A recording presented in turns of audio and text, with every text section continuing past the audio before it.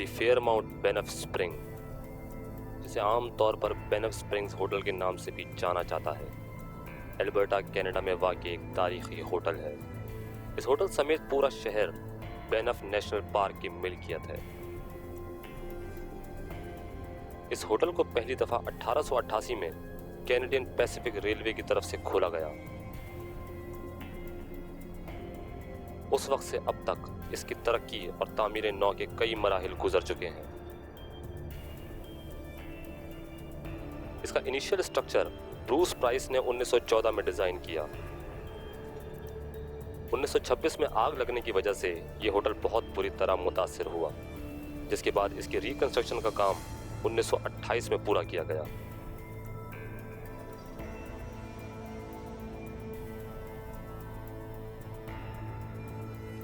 बेनफ spring का नाम William Davidson के नाम पर रखा गया है, जो कनाडा के पहले यूरोपीय आबादकार के नाम से जाना जाता है।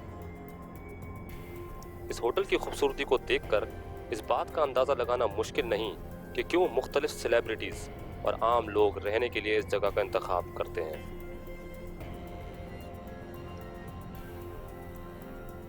बेनफ स्प्रिंग्स अपनी पुरस्कार कहानियों और वाक़ियात की गर्ज से भी लोगों की तवज्जो का मरकज है।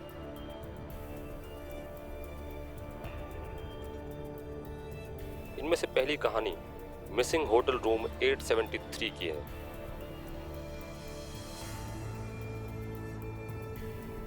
कहते हैं कि इस होटल के कमरा नंबर 873 के दरवाजे को मुकम्मल तौर पर ब्लॉक्स लगाकर सील कर दिया गया है। वाकया कुछ यूं बयान होता है कि इस कमरे में एक आदमी अपनी बीवी और 9 साल की बेटी के साथ रहने आया था। सुबह होटल के नुमाइंदों की तरफ से दरवाजा नॉक करने पर कोई जवाब मौसूल न हुआ। होटल का नुमाइंदा जब दरवाजा तोड़कर अंदर दाखिल हुआ तो ये तीनों लोग पुरस्कार तौर पर मुर्दा पाए गए।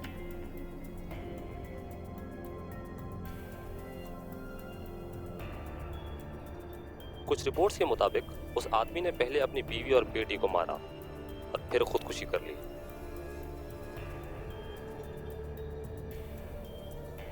इस वाक़े पर एक फिल्म भी बनाई गई जो 23 मई 1980 को अमेरिका में रिलीज की गई। इस फिल्म का नाम था द शाइनिंग।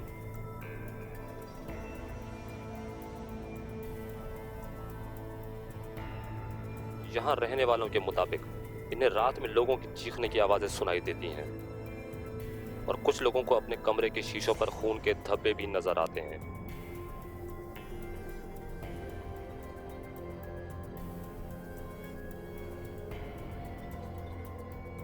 दूसरा वाकया एक ऐसी दुल्हन का है जो घोस्ट ब्राइड के नाम से जानी जाती है।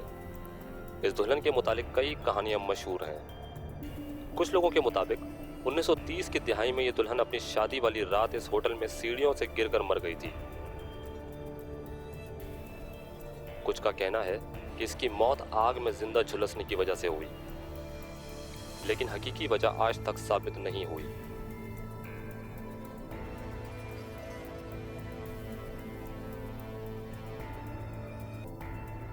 उस वक्त से अब तक इस लड़की को दुल्हन के लिबास में होटल की सीढ़ियों और हॉल्स में देखा जाता है। तीसरी कहानी है सैम द बेलमैन की। ये एक मददगार भूत के नाम से जाना जाता है। कहते हैं कि 1960 की दिहाई में यह आदमी इस होटल में एक बेलमैन था। इसकी मौत 1975 में हुई और उसी वक्त से ये इस होटल में काम करने वालों और यहाँ रुकने वाले लोगों की मदद करता नजर आता है। वाकया कुछ यूं बयान होता है कि एक दफ़ा इस होटल में 2 बूढ़ी औरतें रुकने आईं। जब वो अपने कमरे की तरफ गईं तो इनका दरवाज़ा लॉक था। बहुत कोशिश करने के बाद भी जब वो दरवाज़ा न खुला तो इनमें से एक औरत ने मदद की गर्ज से नीचे जाना बेहतर समझा। जब वो औरत नीचे रिसेप्शन पर पहुंची तो वहाँ ड्यूटी पर तैनात बेलमैन अपनी सीट पर मौजूद नहीं था। तकरीबन 15 मिनट तक बेल बजाने के बावजूद कोई इनकी मदद को ना आया। वापस आने पर जब बेलमैन को ये बात पता चली तो वो इनके कमरे की तरफ गया, लेकिन उस वक्त तक इनका दरवाजा खुल चुका था। जब उस औरत से दरियाफ्त किया गया तो उसने बताया कि एक बूढ़े बेलमैन ने दरवाजा खोलने में इनकी मदद की। ये बात सुनकर ड्यूटी पर मौजूद इस बेलमैन की हैरानगी के इंतहा न रही कि उस औरत की तरफ से मदद करने वाले बूढ़े बेलमैन का हुलिया हूबहू सैम से मिलता था।